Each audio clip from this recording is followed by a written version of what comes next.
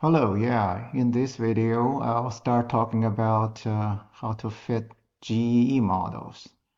The GEE model stands for Generalized Estimating Equations. So they're a larger class of longitudinal data models in statistics. All right.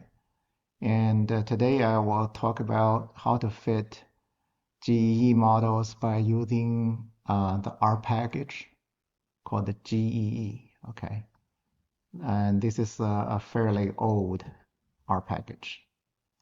So this is the documentation for the package GEE.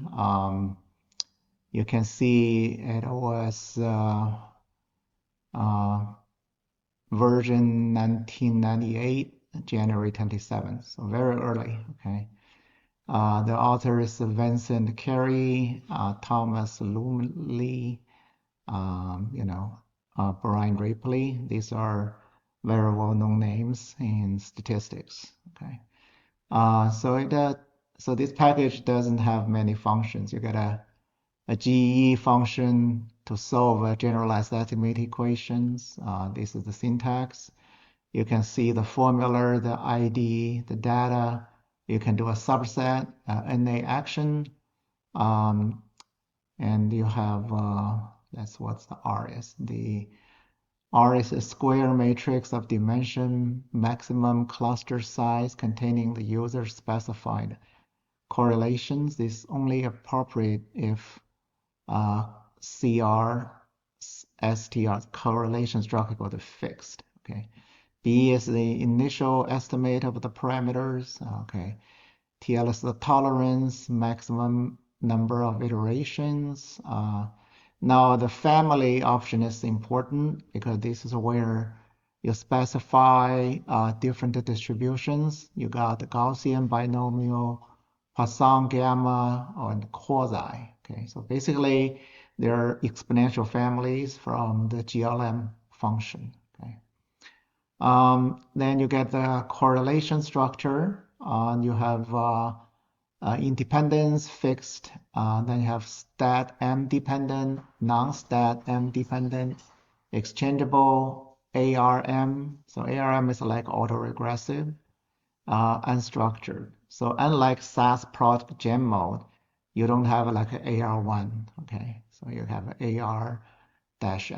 Okay.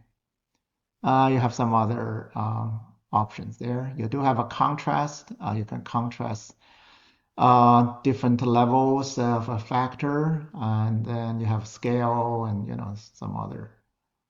So the references are Leon and Ziegler. This is Ziegler-Leon 1986 paper. These are two very classic papers when they first published about GEE models. Okay, and that's it. This is the only function that this package has. Okay, now let's see GEE in action. Okay, let's load the library GEE, set a random seed, and then generate longitudinal data set, n equal to 100, t equal to 5, and collect the data, and then we have a continuous data, a continuous covariate, and then a categorical covariate with ID variable, and then we have intercept, and then we just we just created the data, and then this is the equation for the y, the dependent variable. And then we reorder the data set, and this is what it look like. This is a typical long format of a longitudinal data set. Okay. So to fit a GE model, since the dependent variable y is continuous, so we use GEYTR the x plus cat variable, and equal ID. That's the index variable to indexing all the subjects, and data equal to data, family equal to Gaussian, and CR struct equal to quote AR-M. Okay, so we're fitting normally distributed model, but with autoregressive correlation structure. Okay. And that's it. Let's summarize of this GE model object. You can see it has a call and a summary of residuals, and then you got the coefficient. But the coefficient table does not have p-value, so it doesn't do inferences automatically for you. You get the scale parameter, you got number of iterations. Oh, it converges very fast. And then you get a working correlation structure. So not too much information, okay? Um, so if you want to take a look at the structure of this object, and you can see it is a long list, but there's really not a like a p-value or confidence interval we can use for doing inferences on the effects. Okay. So, but it does have the naive variance and robust variance. And the robust variance is also called the sandwich estimator for the variance. This is preferred, I guess. So what we want to do here is we want to do some coding by ourselves to generate the p-values.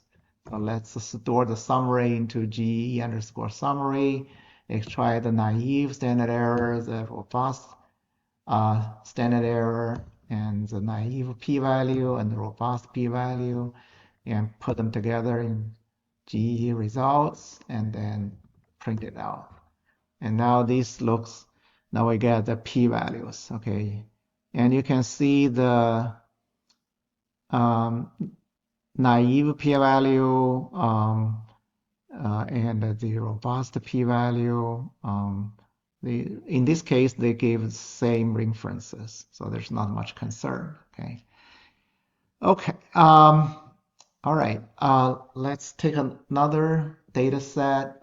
Say we want to create another linear predictors, the linear combinations of all these variables.